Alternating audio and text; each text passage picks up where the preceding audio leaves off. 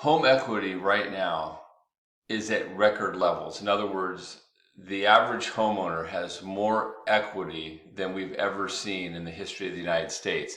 And what it's doing is it's causing homeowners to ask the question, when they're ready to move, should I sell or should I rent? And it's a great question.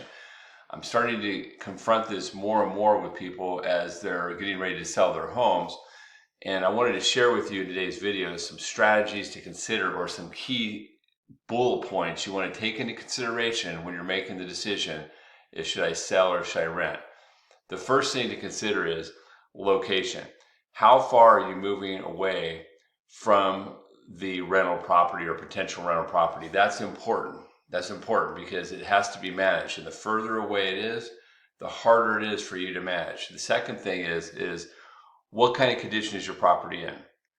When you're going to get a property ready to rent, you want to make sure, for example, if you got some really nice window treatments, do you want to leave those up, or do you want to take those down and put some standardized window treatments up? If you have very high-end entertainment equipment, do you want to remove that and put more rental type equipment in there?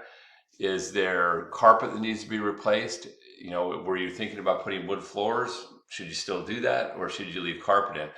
When you're looking to rent your property, you have to look at it from a point of view of, what do I have to do to get this ready to be a rental property, and how do I design those costs so that it is something that's easy to maintain long term? And bringing up maintenance, that's the other thing. What is the maintenance cost of the property? What if the air conditioner breaks, the heater breaks, the sprinkler system breaks, any of the kind of things, the hot water heater, or most of us have water on demand now. What if that goes out? What about the maintenance of all that stuff? All that has to be considered. And then lastly, too, of one of the main points is, does it cash flow or not? So you have to run an analysis, and a real analysis. Doing a rent survey, the best thing to do is to call your realtor and get a rent survey, and you don't take the most rosy picture. So for example, if your realtor says, well, it'll rent from anywhere from $2,500 to $3,000, don't just assume $3,000, maybe assume $2,750 or even $2,500. And does that give you a positive cash flow or not?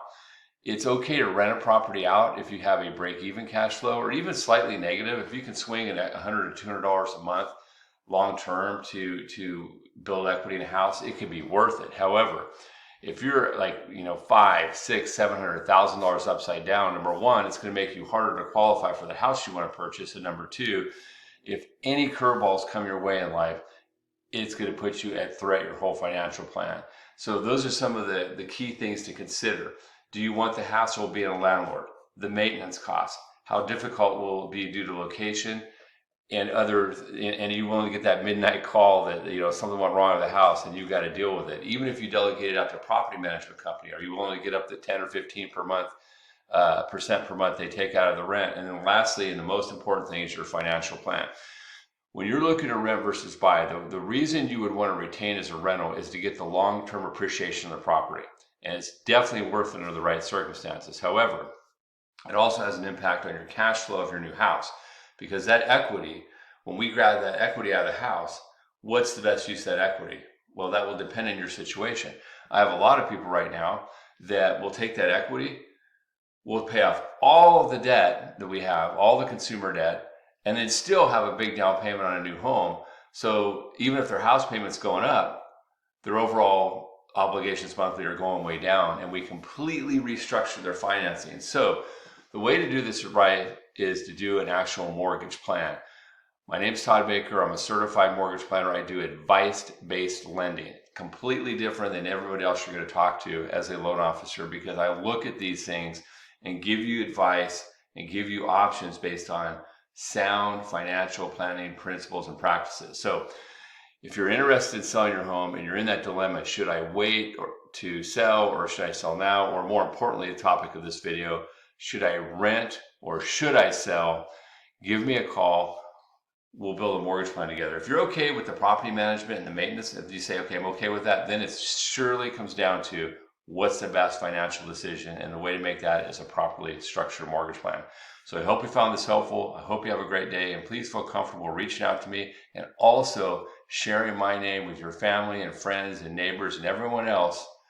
I'm happy to help them. I will take great care of you and your friends and neighbors. Have a great day.